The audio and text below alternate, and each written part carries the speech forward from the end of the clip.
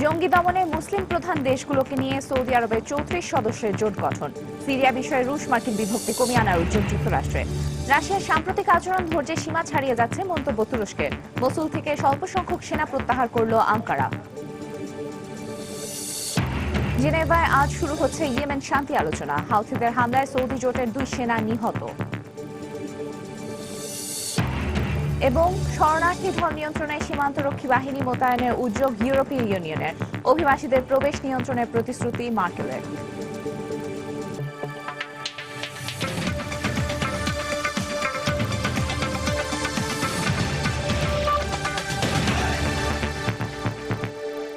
আন্তর্জাতিক সময়ের সঙ্গে আছি আমি তানজিম মুনিয়াত। আন্তর্জাতিক খবরে যাওয়ার আগে দেশের একটি খবর।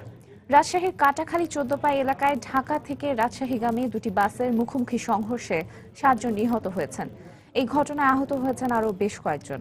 আহত 37 জনকে রাজশাহী মেডিকেল কলেজ হাসপাতালে চিকিৎসা দেওয়া হচ্ছে। দর্শক, দুর্ঘটনাস্থলের পার্শ্ববর্তী ভবনে থাকা সিসি ক্যামেরার ছবি সহ আমাদের হাতে এসে পৌঁছেছে বেশ কিছু ছবি। আমরা এখন সেগুলো দেখে নিব। বিশাল ধরে আছে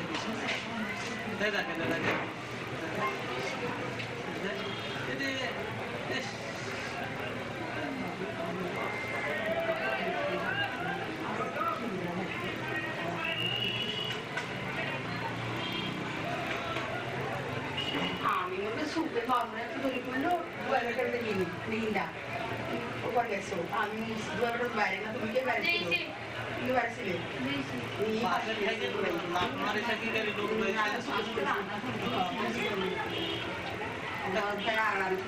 ভাই বাংলা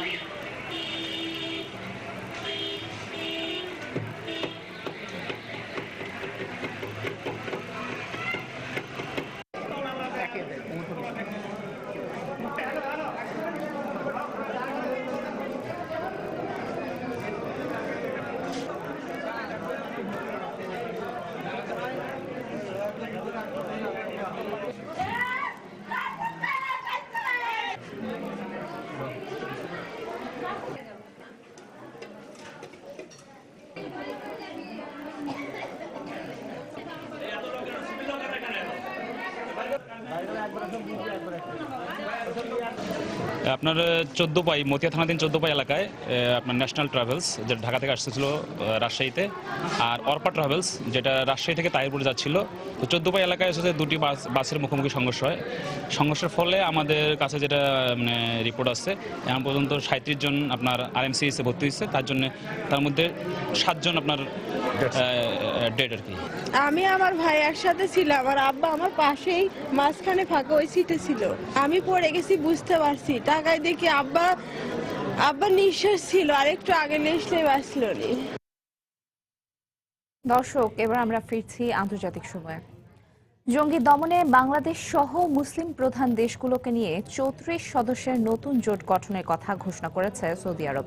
শুধু আইএস নয়, বিশ্বের যে কোনো জঙ্গি গোষ্ঠীর বিরুদ্ধে এই জোট কাজ করবে বলে জানান সৌদি প্রতিরক্ষামন্ত্রী মোহাম্মদ বিন সালমান।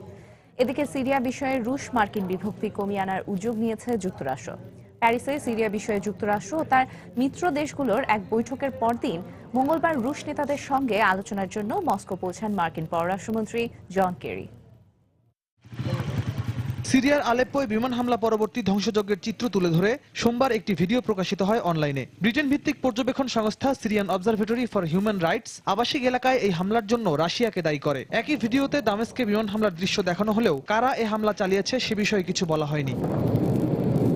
এ অবস্থায় সিরিয়া সংকট সমাধানের করণীয় ঠিক করতে ভিয়েনায় পরবর্তী সম্মেলনের আগে এ বিষয়ে রুশ মার্কিন মতপার্থক্য কমিয়ে আনতে মস্কো সফরে আছেন মার্কিন পররাষ্ট্রমন্ত্রী জন কেরি। মঙ্গলবার তিনি রুশ পররাষ্ট্রমন্ত্রী সের্গেই ল্যাভরভের সঙ্গে এক বৈঠকে মিলিত হন, তবে এর বিস্তারিত জানা যায়নি। একই দিন রুশ প্রেসিডেন্ট ভ্লাদিমির পুতিনের সঙ্গেও দেখা করার কথা রয়েছে কেরির। এর আগে সোমবার প্যারিসে সিরিয়া বিষয় মিত্রপক্ষের দেশগুলোর প্রতিনিধিদের সঙ্গে এক বৈঠকে যোগ দেন মার্কিন পররাষ্ট্রমন্ত্রী জন কেরি। ভিয়েনা সম্মেলনের আগে আগামী শুক্রবার নিউ ইয়র্কে অনুষ্ঠেয় সম্ভাব্য বৈঠককে সফল করার নানা দিক নিয়ে এতে আলোচনা হয় বলে জানান জার্মান পররাষ্ট্রমন্ত্রী।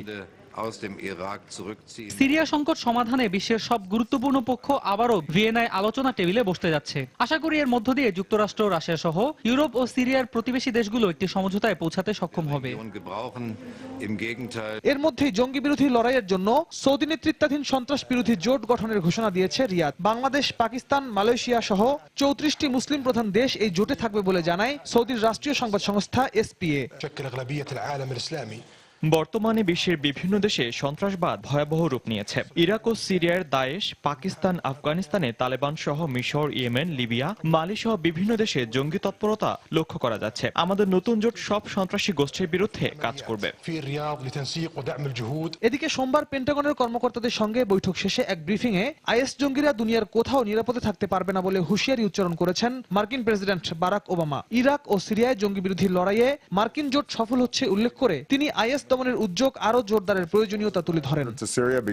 রিয়াদুল ইসলাম, সময় সংবাদ। সিরিয়ার দামেস্কে সরকারি বাহিনী বিদ্রোহীদের দখলে থাকা একটি সামরিক ঘাঁটি নিয়ন্ত্রণে নিয়েছে বলে জানিয়েছে দেশটির সেনাবাহিনী। 2012 সালে বিদ্রোহীরা মার্জ আল সুলতান সামরিক ঘাঁটি দখলে নেয়। পুনরায় দখল নিতে পারায় সরকার একে দুর্লভ বিজয় হিসেবে দেখছে। যুক্তরাজ্য ভিত্তিক মানবাধিকার সংস্থা Syrian observatory for human rights জানিয়েছে 1 মাস ধরে সামরিক ঘাঁটি পুনরায় দখলের চেষ্টা করছে সেনাবাহিনী। ঘাঁটির নিয়ন্ত্রণ নিয়ে সেনাবাহিনী আশপাশের এলাকায় নিরাপত্তা জোরদার করেছে। তুরস্কের বিরুদ্ধে রাশিয়ার সাম্প্রতিক আচরণে ধৈর্যের সীমা ছাড়িয়ে যাচ্ছে বলে মন্তব্য করেছেন তুর্কি পররাষ্ট্রমন্ত্রী মেভলুত কাভুসোগলু। রোববার রুশ যুদ্ধজাহাজ থেকে তুরস্কের একটি মাছ ধরার নৌযানকে গুলি ছুড়ে সতর্ক করার ঘটনার প্রতিক্রিয়ায় এই কথা বলেন তিনি। এদিকে ইরাকে তুর্কি সেনা মোতায়েনকে কেন্দ্র করে বাগদাদ আঙ্কারা সাম্প্রতিক উত্তেজনার পর অবশেষে কিছু সংখ্যক সেনা প্রত্যাহার করে নিয়েছে তুরস্ক। রোববার হঠাৎই এজিয়ান সাগরে একটি রুশ যুদ্ধজাহাজ থেকে সতর্ক গুলি ছোড়ে নৌবাহিনীর সদস্যরা। পরে এক বিবৃতিতে তুরস্কের একটি নৌযান জাহাজটির খুব কাছে চলে আসায় এটিকে সতর্ক করতেই এই গুলি ছোড়া হয়েছে বলে রুশ প্রতিরক্ষা মন্ত্রণালয়ের পক্ষ থেকে জানানো হয়।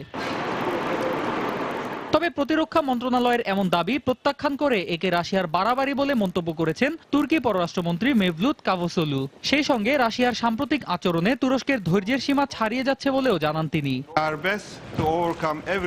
আমাদের নৌযানটি ছিল মাছ ধরার। এই ঘটনায় রাশিয়া যে প্রতিক্রিয়া দেখিয়েছে তা আমার কাছে অতিরিক্ত মনে হয়েছে। এটা সত্যিই মেনে নেওয়া যায় না। আমি মনে করি রাশিয়া ও তুরস্কের মধ্যে আস্থার যে সম্পর্ক ছিল তা পুনঃস্থাপন করতে হবে। রাশিয়াকে বলতে চাই আমাদের ধৈর্যেরও একটা সীমা আছে। এদিকে মাছ ধরার নৌযানকে সতর্ক করতেই যুদ্ধজাহাজ থেকে গুলি ছোড়া হয়েছে। রাশিয়ার পক্ষ থেকে এমন দাবি করা হলেও এ ধরনের কোনো গুলির শব্দ শুনতে পাননি বলে জানিয়েছে এজিয়ান সাগরের তুর্কি জেলেরা। সেই সঙ্গে রুশ যুদ্ধজাহাজ থেকে কোনো ধরনের সতর্কবার্তা দেয়া হয়নি বলেও জানায় তারা। আমরা কেবল কয়েকটি জাহাজ দেখতে পেয়েছিলাম, তবে এগুলো রুশ জাহাজ কিনা তা বুঝতে পারিনি। তারা আমাদেরকে কোনো সতর্ক বার্তাও দেয়নি। আমরা মাছ ধরা শেষ করেই আমাদের নৌযানে ঘুমিয়ে যাই। পরে শুনি আমাদেরকে সতর্ক করতেই নাকি ওই জাহাজ থেকে গুলি ছোড়া হয়েছে। এই ঘটনার পরপরই রুশ প্রেসিডেন্ট ভ্লাদিমির পুতিন এবং তুরস্কের প্রেসিডেন্ট রেসেপ তাইপ এরদোয়ানের মধ্যে মঙ্গলবারের নির্ধারিত বৈঠক বাতিলের সিদ্ধান্ত নেয় মস্কো। রোববার রুশ প্রেসিডেন্টের দফতর থেকে বৈঠক বাতিলের এই সিদ্ধান্তের কথা জানানো হয়। এদিকে IS নিয়ন্ত্রিত ইরাকের উত্তরাঞ্চলীয় মসুল শহরের কাছে তুর্কি সেনা মোতায়েনকে কেন্দ্র করে টানা কয়েকদিনের বাগদাদ আঙ্কারা বিরোধের পর সোমবার সেখান থেকে কিছু সংখ্যক সেনা প্রত্যাহার করে নিয়েছে তুরস্ক। এমন সিদ্ধান্তকে স্বাগত জানিয়েছে জার্মানি। সেনা মোতায়েনকে কেন্দ্র করে ওই অঞ্চলে আরেকটি সংঘাতের সৃষ্টি হোক, আমরা তা চাইনি। ইরাকে এই মুহূর্তে একটি স্থিতিশীল সরকার ব্যবস্থার প্রয়োজন। পাশাপাশি তুরস্কের উচিত চলমান সংকট, বিশেষ করে সিরিয়া সংকট মোকাবেলায় চেষ্টা চালিয়ে যাওয়া। IS মোকাবেলায় ইরাকের সরকারি ও কুর্দি বাহিনীকে প্রশিক্ষণ দিতে গত বছর থেকে বাসিকা এলাকায় ওই সেনা ক্যাম্পটি পরিচালনা করে আসছে তুরস্ক। অন্যয় কর্মকার, সময় সংবাদ। নতুন সংবিধান প্রণয়ন ও প্রেসিডেন্টের হাতে নির্বাহী ক্ষমতা প্রদানের ব্যাপারে তুরস্কে দুটি গণভোট হতে পারে বলে জানিয়েছেন দেশটির প্রধানমন্ত্রী আহমেদ দাভুতোগলু। দেশটির একটি টেলিভিশনকে দেয়া সাক্ষাৎকারে সোমবার দাভুতোগলু বলেন, পরের সপ্তাহেই তিনি বিরোধী দলের সঙ্গে চলমান সংসদীয় ব্যবস্থার পরিবর্তনে কথা বলবেন। সরকারের ভেতরেও এ ব্যাপারে শান্তিপূর্ণ আলোচনা হবে বলে আশাবাদী তিনি। অনেকদিন থেকেই তুর্কি প্রেসিডেন্ট রিসেপ তাইপ এরদোয়ান প্রেসিডেন্টের হাতে নির্বাহী ক্ষমতা দেওয়ার ব্যাপারে বলে আসছেন। এর ফলে প্রেসিডেন্ট আরও বেশি ক্ষমতা পাবেন। তবে বিরোধী দল এ ব্যাপারে তীব্র আপত্তি জানিয়ে আসছে। geliniz benzer olayların yaşanmaması için askeri iletişim kanallarımıza আন্তর্জাতিক সময় আরো দেখবেন, সিবিআই এর বিরুদ্ধে নিজ কার্যালয়ে তল্লাশির অভিযোগ কেজরিওয়ালের, অস্বীকার ভারতীয় গোয়েন্দা সংস্থার। মোদীকে মানসিক বিকারগ্রস্ত বললেন দিল্লির প্রধানমন্ত্রী।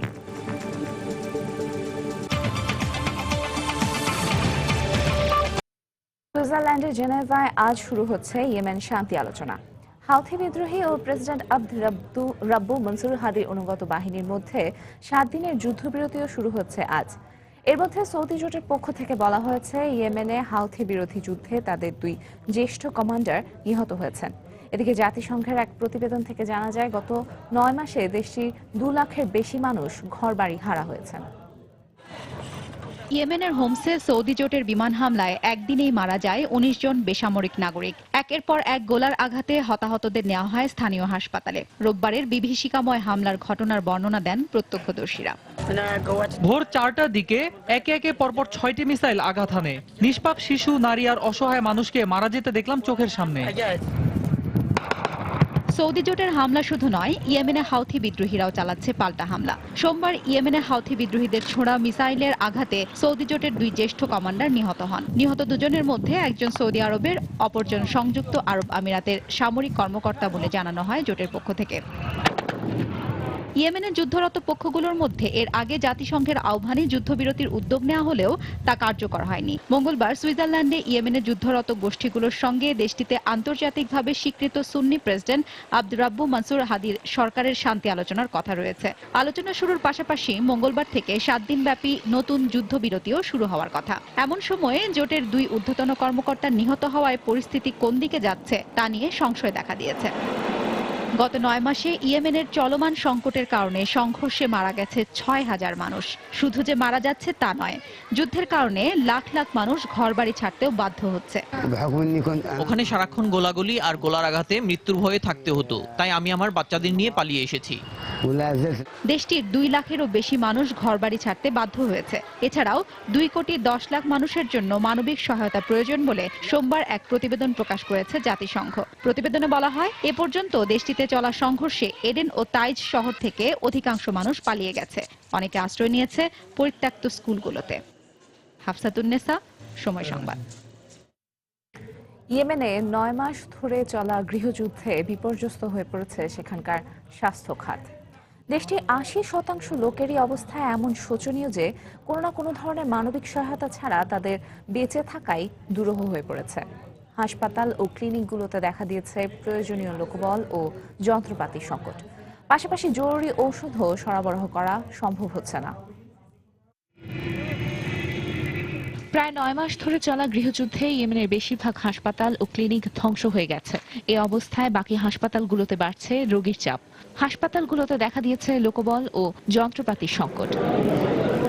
যুদ্ধের প্রথম থেকে আক্রমণের অন্যতম লক্ষ্য ছিল হাসপাতাল ও ক্লিনিকগুলো। ইয়েমেনে যুদ্ধের প্রথম থেকে এখন পর্যন্ত স্বাস্থ্য অবকাঠামোগুলোর উপর শতাধিক হামলা হয়েছে। এখানকার মানবিক সমস্যা ভয়ানক আকার ধারণ করেছে। প্রতিদিন গড়ে 25 জন লোক মারা যাচ্ছে, আহত হচ্ছে 1.5 শতাধিক। 8 মাসেরও বেশি সময় ধরে এই অবস্থা চলছে।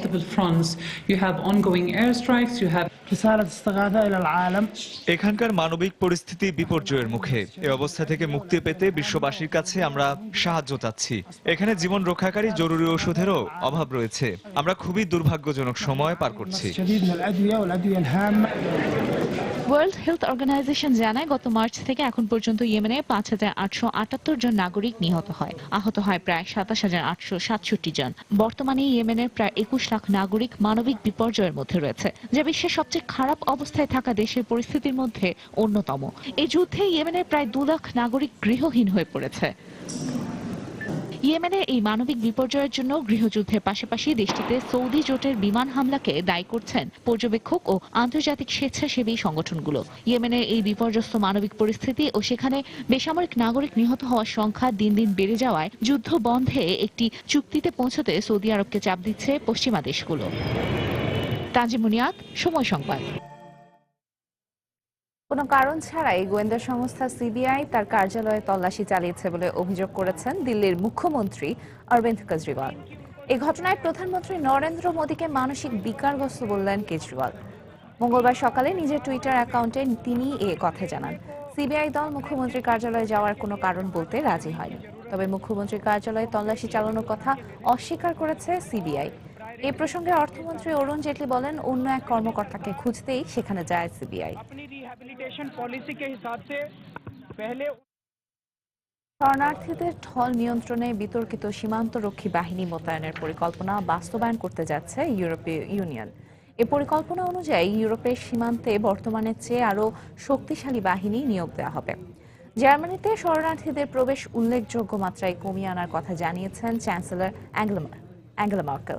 তার দলের অন্যান্য সদস্যদের আহ্বানের পর এ কথা জানিয়েছেন তিনি। গ্রিসে অতিরিক্ত 20,000 শরণার্থীদের আশ্রয়ে একটি নতুন পরিকল্পনা হাতে নিয়েছে জাতিসংঘ ও ইইউ। এদিকে সিরীয় শরণার্থীদের জন্য ভুয়া নথি তৈরি করা হচ্ছে বলে দাবি করেছে ব্রাজিলের পুলিশ। আগামী অলিম্পিক গেমসের আগে এটি নিরাপত্তার ক্ষেত্রে নতুন উদ্বেগ সৃষ্টি করেছে বলে জানিয়েছে তারা। ব্রাজিলে মিথ্যা পরিচয়ে অবস্থান করা 72 জন সিরীয় শরণার্থীকে শনাক্ত করেছে পুলিশ। আগামী বছরের আগস্টে ব্রাজিলে অনুষ্ঠেয় অলিম্পিক গেমসের নিরাপত্তার ক্ষেত্রে এই বিষয়টি নতুন করে উদ্বেগ সৃষ্টি করেছে। গ্রিসে অতিরিক্ত 20,000 আশ্রয় প্রত্যাশীর পুনর্বাসনে নতুন প্রকল্প হাতে নিয়েছে ইউরোপীয় কমিশন ও জাতিসংঘের শরণার্থী বিষয়ক সংস্থা ইউএনএইচসিআর। এতে শরণার্থীদের জন্য 2016 সালের বাজেট থেকে 8 কোটি ইউরো ব্যয় করা হবে। ফলে 2015 থেকে 2016 সালে এর মোট পরিমাণ দাঁড়াবে 1000 কোটি ইউরোতে। যেসব পরিবার উপযুক্ত জায়গায় যাওয়ার অপেক্ষায় আছে তাদের জন্য এই পুনর্বাসন প্রকল্পটি খুবই গুরুত্বপূর্ণ। তবে খেয়াল রাখতে হবে তাদের সবাইকে যেন কোনো নির্দিষ্ট এক জায়গায় পুনর্বাসন করা না হয়, কেননা তা স্থানীয় বাসিন্দাদের জন্য সমস্যা সৃষ্টি করতে পারে। মানবিক দায়িত্ববোধ থেকে শরণার্থীদের ঢুকতে দেয়া হলেও জার্মানিতে শরণার্থীদের সংখ্যা উল্লেখযোগ্য মাত্রায় কমিয়ে আনার প্রতিশ্রুতি দিয়েছেন চ্যান্সেলর অ্যাঙ্গেলা মার্কেল। সোমবার ক্রিশ্চিয়ান ডেমোক্রেটিক পার্টির এক বার্ষিক সম্মেলনে একথা বলেন তিনি। সবার সঙ্গে একমত হয়েই আমরা শরণার্থীর সংখ্যা কমিয়ে আনতে চাই এবং আমরা তা করব। পাশাপাশি তাদের আবাসন ও কাজের সুযোগ করে দেওয়ার ব্যাপারেও আমরা সচেষ্ট হব। জার্মানি এবছর সর্বোচ্চ 8 লাখ অভিবাসীকে আশ্রয় দেওয়ার প্রতিশ্রুতি দিলেও দেশটিতে ইতোমধ্যে অভিবাসীদের সংখ্যা 10 লাখ ছাড়িয়ে গেছে। শিরিন আক্তার, সময় সংবাদ। ইসরায়েলের এক গুপ্তচরের মামলার বিষয়ে পুনরায় তদন্তের নির্দেশ দিয়েছেন যুক্তরাষ্ট্রের ম্যানহাটনের একটি আদালতের বিচারক ক্যাথরিন ফরেস্ট। সোমবার তিনি আদেশ দেন। জনাথন পোলার্ড নামে ওই ইসরায়েলের গুপ্তচর 30 বছর ধরে কারাভোগ করার পর গত মাসে প্যারোলে মুক্তি পান। তার বিরুদ্ধে যুক্তরাষ্ট্রের নৌবাহিনীর গোপন তথ্য ইসরায়েলকে জানানোর অভিযোগ রয়েছে। তবে এই অভিযোগের পক্ষে উপযুক্ত প্রমাণ দাখিল করতে না পারায় তা পুনরায় তদন্তের নির্দেশ দেয় বিচারক। এদিকে যুক্তরাষ্ট্রের বিচার বিভাগ জানিয়েছে এ বিষয়ে নতুন কোনো তথ্য তাদের কাছে নেই। পারস্পরিক সহযোগিতার অংশ হিসেবে রাজনৈতিক, অর্থনৈতিক ও নিরাপত্তা সংশ্লিষ্ট বিষয়ে কাজ করতে একটি চুক্তি সই করেছে যুক্তরাষ্ট্র ও শ্রীলঙ্কা। সোমবার কলম্বোতে যুক্তরাষ্ট্রের স্বরাষ্ট্র মন্ত্রণালয়ের উপদেষ্টা থমাস শ্যানন ও শ্রীলঙ্কার পররাষ্ট্রমন্ত্রী মঙ্গলা সামারায়েরার মধ্যে এই চুক্তি স্বাক্ষরিত হয়। এর আগে গত আগস্টে যুক্তরাষ্ট্রের পক্ষ থেকে জানানো হয় শ্রীলঙ্কার সাথে সম্পর্ক উন্নয়নের নতুন পথ খুঁজছে দেশটির সরকার। এছাড়া সংখ্যালঘু তামিল সম্প্রদায়ের সাথে সমঝোতায় আসার শ্রীলঙ্কার নতুন সরকারের প্রশংসা করে যুক্তরাষ্ট্র। আর্জেন্টিনায় পুলিশদের বহনকারী একটি বাস নিয়ন্ত্রণ হারিয়ে খাদে পড়ে 43 পুলিশ সদস্য নিহত হয়েছে। বাসটিতে অন্তত 50 জন সীমান্তের টহল পুলিশ ছিল বলে জানায় বিবিসি। উদ্ধারকারীরা বাসের ভেতর থেকে 6 জনকে জীবিত উদ্ধার করেছে। দেশটির পুলিশের বরাত দিয়ে সংবাদ মাধ্যম জানায়, স্থানীয় সময় সোমবার সকালে দেশটির উত্তর পশ্চিমাঞ্চলীয় সাল্টা প্রদেশের রোজারিও দে লা ফ্রন্তেরা শহরের কাছে এই দুর্ঘটনা ঘটে। খবরে বলা হয়, সশস্ত্র পুলিশের বহনকারী 3টি বাস সাল্টা শহরের দিকে যাচ্ছিল। এর মধ্যে সেতু পার হতে গিয়ে একটি বাসের চাকা ফেটে যাওয়ায় চালক নিয়ন্ত্রণ হারলে 60 ফিট নিচে গভীর খাদে পড়ে যায় বাসটি। দেশটির প্রেসিডেন্ট মরিসিও ম্যাক্রি এই ঘটনায় নিহতদের পরিবারের প্রতি গভীর সমবেদনা জানিয়েছেন। Estamos sobre el tema, ha viajado la ministra y el secretario a tomar intervención. যুক্তরাষ্ট্রের ক্যালিফোর্নিয়ায় একটি পরিত্যক্ত বাড়িতে অগ্নিকাণ্ডের ঘটনায় নিহত হয়েছে 5 জন। সে সময় অগ্নিদগ্ধ হয়েছেন আরও একজন। ওই বাড়িতে মোট 6 জন বসবাস করত বলে জানায় দমকল বাহিনী। হতাহতদের পরিচয় নিশ্চিত করেছে পুলিশ। এক স্বজনের বরাত দিয়ে স্থানীয় সংবাদ মাধ্যম জানায়, নিজেদের মধ্যে পারিবারিক আলাপ আলোচনা করতে সেখানে অবস্থান করছিল তারা। আত্মীয় দীর্ঘদিন ধরে খালি পড়ে থাকা বাড়িটিতে আগুন কী কারণে লেগেছে তা এখনো জানা যায়নি। ঘটনার তদন্ত চলছে বলে জানায় কর্তৃপক্ষ।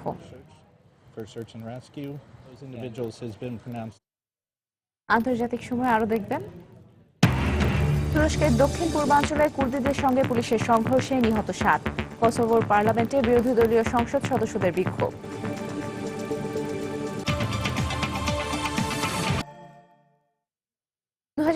সালে জাতিসংঘের মানব উন্নয়ন প্রতিবেদনের উন্নয়ন সূচকে বিশ্বের 188টি দেশের মধ্যে বাংলাদেশের স্থান 142তম। 2014 সালের সূচকেও একই অবস্থানে ছিল বাংলাদেশ।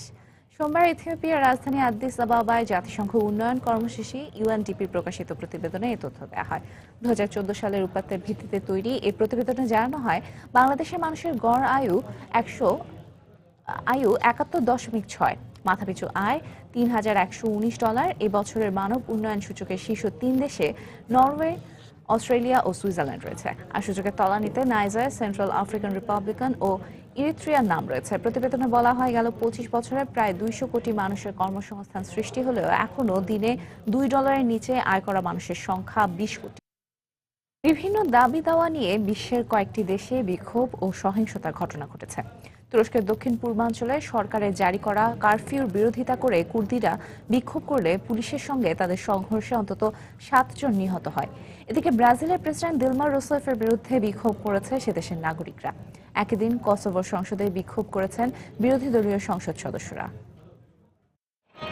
তুরস্কের দক্ষিণ পূর্বাঞ্চলে নিরাপত্তা বাহিনীর সঙ্গে কুর্দিপন্থীদের ব্যাপক সংঘর্ষে অন্তত 7 জন নিহত হয়েছে। চলতি বছরের জুলাই মাসে তুরস্ক সরকারের সঙ্গে কুর্দিস্তান ওয়ার্কার্স পার্টির পিকেকের মধ্যে যুদ্ধবিরতি ভেঙে যায়। এরপর থেকে বেশ কিছু এলাকায় 24 ঘন্টা কারফিউ জারি করে আঙ্কারা। এই ঘটনার বিরোধিতা করে বেশ কিছু এলাকায় বিক্ষোভ করে শত শত কুর্দিপন্থী। বিক্ষোভ সমাবেশে পুলিশকে লক্ষ্য করে পাথর ছুঁড়ে মারলে পরিস্থিতি নিয়ন্ত্রণে কাঁদানে গ্যাস এবং জল কামান নিক্ষেপ করে পুলিশ। বিক্ষোভ চলার সময় নিরাপত্তা বাহিনীর সঙ্গে সংঘর্ষে দিয়ারবাকি শহরে 2 জন, মারাদিন প্রদেশে 5 জন নিহত হয়েছে। ব্রাজিলের সাও পাওলোতে প্রায় 40,000 বিক্ষোভকারী প্রেসিডেন্ট দিলমার বিরুদ্ধে বিক্ষোভ করেছেন। বিক্ষোভকারীরা প্রেসিডেন্ট দিলমা রোসেফের অভিশংসন দাবি করেন। এ সময় তাদের হাতে ব্রাজিলের পতাকা ছিল। পুরো ব্রাজিল জুড়ে তার দুর্নীতির বিরুদ্ধে বিক্ষোভ চলছে। এদিকে ব্রাজিল কংগ্রেসে দিলমাকে অভিশংসনের প্রস্তাব দেওয়া হয়েছে। কসোভোর সাথে সার্বিয়া এবং মন্টিনিগ্রোর এক চুক্তির প্রতিবাদে বিরোধী দলীয় সংসদ সদস্যরা সংসদের টিয়ার গ্যাসের 2টি সেল ছুড়ে মারে। তারা বলছেন, এই চুক্তির ফলে কসোভোর স্বাধীনতা হুমকির মুখে পড়বে। প্রায় 3 মাস ধরে বিভিন্ন অভিনব উপায়ে বিরোধী দলীয় সংসদ সদস্যরা এই চুক্তির বিপক্ষে নিজেদের মত প্রকাশ করছেন। এর আগে পিপার স্প্রে এবং পানির বোতলও ছুড়ে মেরেছিলেন বিরোধী দলীয় সংসদ সদস্যরা। শাশ্বত সত্য, সময় সংবাদ। যুক্তরাষ্ট্রে অবাধে আগ্নেয়াস্ত্র বিক্রির বিরুদ্ধে বিক্ষোভ করেছে অস্ত্র নিয়ন্ত্রণ বিষয়ক আন্দোলনকারীরা। যুক্তরাষ্ট্রের 3টি শহরে এই বিক্ষোভ করেছেন বিক্ষোভকারীরা। প্রায় 100 বিক্ষোভকারী যুক্তরাষ্ট্রের ন্যাশনাল রাইফেল অ্যাসোসিয়েশনের বাইরে বিক্ষোভ করেন। বিভিন্ন প্ল্যাকার্ড নিয়ে বিক্ষোভকারীরা এই বিক্ষোভে অংশ নেন। তারা যুক্তরাষ্ট্রে অবাধে অস্ত্র বিক্রয় রোধে নতুন আইনের দাবি করেন। এদিকে কানেকটিকাট প্রদেশের গভর্নর জানিয়েছেন, তার প্রদেশ অবাধে অস্ত্র বিক্রয় রোধে নতুন আইন করার চিন্তা ভাবনা করছে। 2012 সালের 14 ডিসেম্বর কানেকটিকায় এক স্কুলে বন্দুকধারী গুলিতে 20 জন নিহত হয়। সেই দিনটির কথা স্মরণ করে এই বিক্ষোভ করেছেন বিক্ষোভকারীরা। উইকিলিক্সের প্রতিষ্ঠাতা জুলিয়ান অ্যাসাঞ্জকে জিজ্ঞাসাবাদ করবে সুইডেন। তবে লন্ডনে ইকুয়েডর দূতাবাসে সুইডিশ কর্তৃপক্ষকে ইকুয়েডরের নিয়ম অনুযায়ী অ্যাসাঞ্জের জিজ্ঞাসাবাদ করতে হবে বলে জানায় রয়টার্স। সুইডেনের প্রত্যর্পণ এড়াতে 2012 সাল থেকে লন্ডনে ইকুয়েডর দূতাবাসে অবস্থান করছেন 44 বছর বয়সী অস্ট্রেলিয়ান অ্যাসাঞ্জ। তার বিরুদ্ধে 2010 সালে সুইডেনে 2 জন নারীকে যৌন নির্যাতনের অভিযোগ হয়েছে। তবে অ্যাসাঞ্জ তা বরাবরই অস্বীকার করে আসছেন। 5 বছর আগে উইকিলিক্স যুক্তরাষ্ট্রের বিপুল পরিমাণ গোপন নথি ফাঁস করে দেয়। এই প্রেক্ষাপটে সুইডেন তাকে যুক্তরাষ্ট্রের কাছে হস্তান্তর করতে পারে বলে আশঙ্কা অ্যাসাঞ্জের। প্রায় 6 মাসের আলোচনার পর তাকে জিজ্ঞাসাবাদের ব্যাপারে ইকুয়েডর ও সুইডেনের মধ্যে চুক্তি হলো।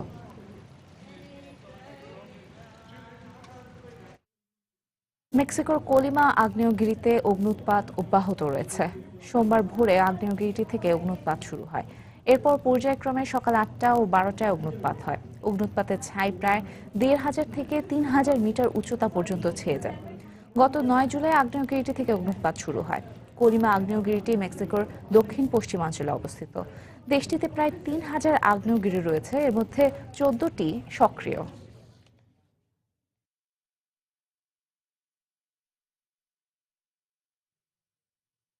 ভারতের হিমাচল, পশ্চিমবঙ্গ, রাজস্থান সহ বেশ কয়েকটি রাজ্যে প্রবল শৈত্যপ্রবাহে জীবনযাত্রা স্থবির হয়ে পড়েছে। কোথাও কোথাও তুষারপাতও হচ্ছে। আবহাওয়া অধিদপ্তর জানায় কোনো কোনো রাজ্যে তাপমাত্রা -3 ডিগ্রিতে নেমে গেছে। তীব্র শীতে বিপর্যস্ত মানুষ বিভিন্ন উপায়ে চেষ্টা করছে নিজেদের উষ্ণ রাখার। ভারতের উত্তরাঞ্চলের পাহাড়ি রাজ্য হিমাচলের প্রকৃতি গেল কয়েকদিন ধরে ঘন কুয়াশায় আচ্ছন্ন। এই কুয়াশার মতোই তীব্র শীত মুড়ে ফেলেছে এখানকার মানুষদের। রাজ্যের রাজধানী সিমলা ও মানালি শহরের তাপমাত্রা কমে দাঁড়িয়েছে -3 ডিগ্রিতে। সাধ্যমতো গরম কাপড় চোপড়ে নিজেদের ঢেকে ফেলেও ঠান্ডা থেকে রেহাই মিলছে না। বাড়িতে বা রাস্তার পাশে আগুন জ্বেলে নিজেদের উষ্ণ রাখার চেষ্টা করছে তারা। গত কয়েকদিন ধরে বেশ শীত পড়ছে, কিছু কিছু জায়গায় তুষারপাতও হচ্ছে। নিজেদের আমরা খুব কমই উষ্ণ রাখতে পারছি। জম্মু কাশ্মীর ও হিমাচল প্রদেশে তুষারপাতের সরাসরি প্রভাব পড়ে অন্যান্য রাজ্যগুলোর উপর। এরই মধ্যে কানপুরের উত্তরাঞ্চলে তাপমাত্রা নেমে গেছে 9 ডিগ্রিতে। মর্নিং ওয়াক জানে মে ভি দিক্কত হো রহি হ্যায়। শীতের কারণে সকালে হাঁটতে বেশ সমস্যা হয়। দৈনন্দিন কাজ করাও বেশ কঠিন হয়ে পড়েছে। সকালে বাচ্চারা স্কুলে যেতে পারছে না। রাজস্থান, হরিয়ানা আর চণ্ডীগড়েও তীব্র শীত পড়ছে। রাজধানী নয়াদিল্লিতেও কুয়াশায় আচ্ছন্ন হয়ে থাকছে চারদিক। রোববার নয়াদিল্লির তাপমাত্রা ছিল 7 ডিগ্রি সেলসিয়াস। ভারী কুয়াশার কারণে যানবাহন চলাচলেও সমস্যা হচ্ছে। ভারতের আবহাওয়া অফিস জানিয়েছে, পাঞ্জাব, হরিয়ানা, চণ্ডীগড়, দিল্লি এবং রাজস্থানে ঠান্ডা বাতাস ও কুয়াশা অব্যাহত থাকবে। এছাড়া বিহার, পশ্চিমবঙ্গ, আসাম, মেঘালয়, নাগাল্যান্ড, মণিপুর, মিজোরাম ও ত্রিপুরায় ভারী তুষারপাত অব্যাহত থাকবে আরও বেশ কিছুদিন। আফরোজ নিপা, সময় সংবাদ। এবার এক সিরীয় শরণার্থীর জীবন সংগ্রাম নিয়ে বিশেষ প্রতিবেদন।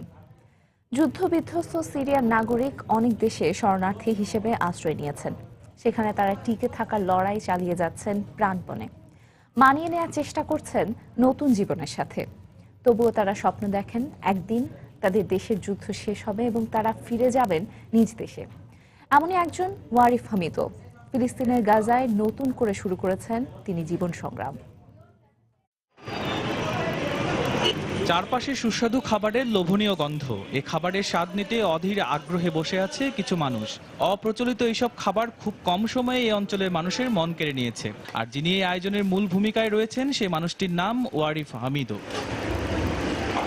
ওয়ারিফ সিরিয়ার যুদ্ধবিধ্বস্ত আলেপ্পো শহরের মানুষ। সর্বগ্রাসী যুদ্ধ তার সব কেড়ে নিয়েছে।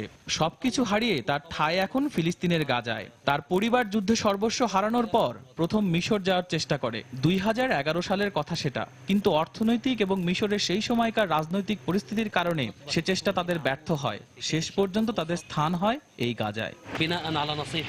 আমার এক ফিলিস্তিনি বন্ধু আমাকে গাজায় আসার পরামর্শ দেয়। আমার সামনে দুটি পথ খোলা ছিল, একটি সুড়ঙ্গের ভেতর দিয়ে গাজায় আসা অথবা মানব পাচারকারীদের নৌকায় করে তুরস্কে যাওয়া। কিন্তু সাগরে ডুবে মরার ভয় থাকায় আমি আর সে পথে যাইনি।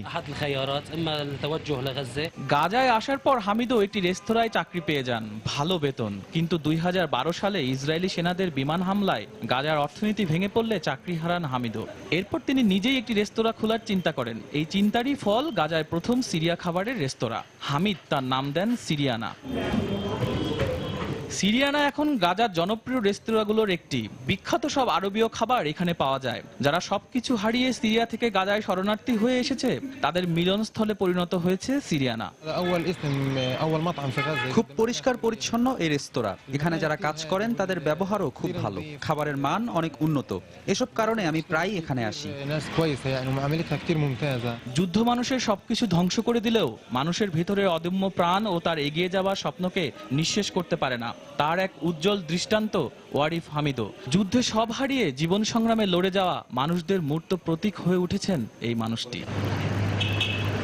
শাশ্বত সত্য, সময় সংবাদ। বিনোদন দুনিয়ার খবর। ডিজনির জনপ্রিয় অ্যানিমেশন ছবি ওয়ালির কথা হয়তো অনেকেরই মনে আছে। ময়লা আবর্জনা আর ফেলে দেয়া বস্তু দিয়ে বানানো এক রোবটের গল্প নিয়ে তৈরি ওই ছবিটিকে এখনো বলা হয়ে থাকে সর্বকালের সেরা অ্যানিমেশন ছবিগুলোর একটি। আর অবিশ্বাস্য হলেও সত্যি, রূপালী পর্দার কল্পনার জগতের ওই রোবটটিকে এবার বাস্তবে রূপ দিয়েছে ল্যাটিন আমেরিকার দেশ বলিভিয়ার এক তরুণ। ছবির কাহিনীর মতোই ফেলে দেয়া বস্তু দিয়ে অবিকল ওয়ালির মতোই রোবট বানিয়ে তাক লাগিয়ে দিয়েছেন তিনি। চলুন দেখে আসি কেমন হয় সেই রোবট।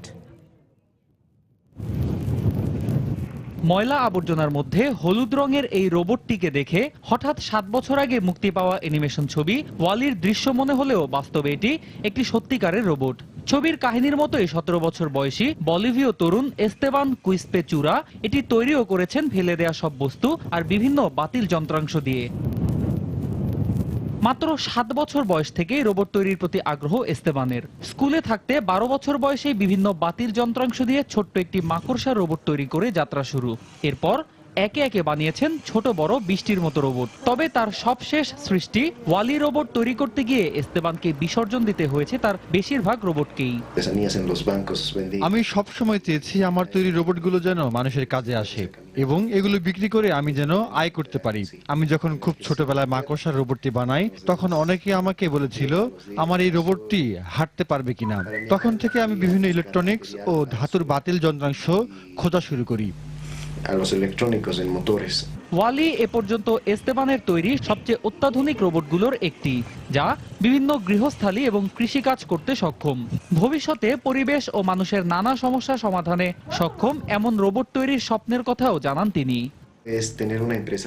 আমার ভবিষ্যৎ পরিকল্পনা হলো মানুষের কাজে আসে এমন পরিবেশ বান্ধব রোবট তৈরি করা যেগুলো বিশ্বব্যাপী অন্যদের জন্য অনুপ্রেরণা হতে পারে। এছাড়া মানুষকে রোবট তৈরির উপর প্রশিক্ষণও দিতে চাই আমি। এস্তেবান স্বপ্ন দেখেন তার তৈরি রোবট একদিন মানুষের নানা কাজে আসবে। রোবট তৈরির একটি প্রতিষ্ঠান গড়ে তুলবে সে। আর এই স্বপ্ন পূরণে আগামী কয়েক সপ্তাহের মধ্যে রোবোটিক্স অ্যান্ড ইঞ্জিনিয়ারিং বিষয় নিয়ে উচ্চশিক্ষা অর্জনে লাপাজ বিশ্ববিদ্যালয়ে পাড়ি জমাতে যাচ্ছেন এস্তেবান। অন্যয় কর্মকার, সময় সংবাদ। আন্তর্জাতিক সময় শীর্ষ সংবাদগুলো জানিয়ে দিচ্ছি আরেকবার। জঙ্গি দমনে মুসলিম প্রধান দেশগুলোকে নিয়ে সৌদি আরবের 34 সদস্যের জোট গঠন। সিরিয়া বিষয়ে রুশ মার্কিন বিভক্তি কমিয়ে আনার উদ্যোগ যুক্তরাষ্ট্রের। রাশিয়ার সাম্প্রতিক আচরণ ধৈর্যের সীমা ছাড়িয়ে যাচ্ছে মন্তব্য তুরস্কের। মসুল থেকে স্বল্প সংখ্যক সেনা প্রত্যাহার করল আঙ্কারা। জেনেভায় আজ শুরু হচ্ছে ইয়েমেন শান্তি আলোচনা। হাউথিদের হামলায় সৌদি জোটের 2 সেনা নিহত। এবং শরণার্থী ঢল নিয়ন্ত্রণে সীমান্তরক্ষী বাহিনী মোতায়েনের উদ্যোগ ইউরোপীয় ইউনিয়নের। অভিবাসীদের প্রবেশ নিয়ন্ত্রণের প্রতিশ্রুতি মার্কেলের। এই ছিল আন্তর্জাতিক সময়। যে কোনো খবর পেতে ভিজিট করুন সময়নিউজ.tv আর সঙ্গে থাকুন সময়ের।